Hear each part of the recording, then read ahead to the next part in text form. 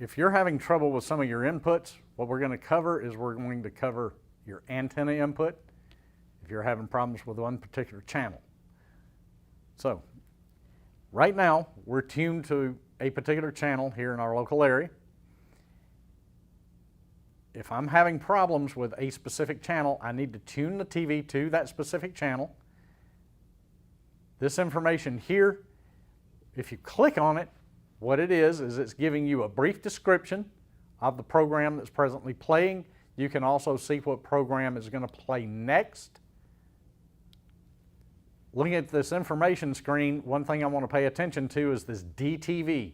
There are several different types of broadcasts. DTV is one of them, which will play a part in what we're looking for here in a moment. Now, when I press the settings key, I want to go down to all settings. I want to go to channels. Then I want to go to channel tuning. Once I'm in channel tuning, I want to go to manual tuning, not auto tuning.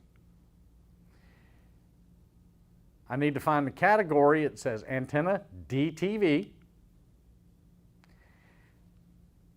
This information is what I want to pay attention to.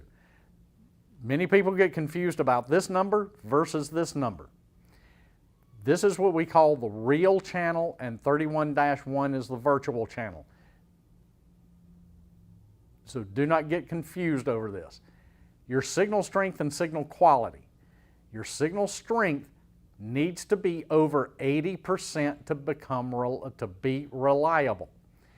If it is under 80%, stability of this channel is going to be extremely poor. Poor weather conditions or atmospheric conditions can very much adversely affect your ability to tune this channel. Signal quality will have a lot to do with it as well, but mostly you need to pay attention to signal strength. If this is off, you may need to adjust your antenna or replace your antenna.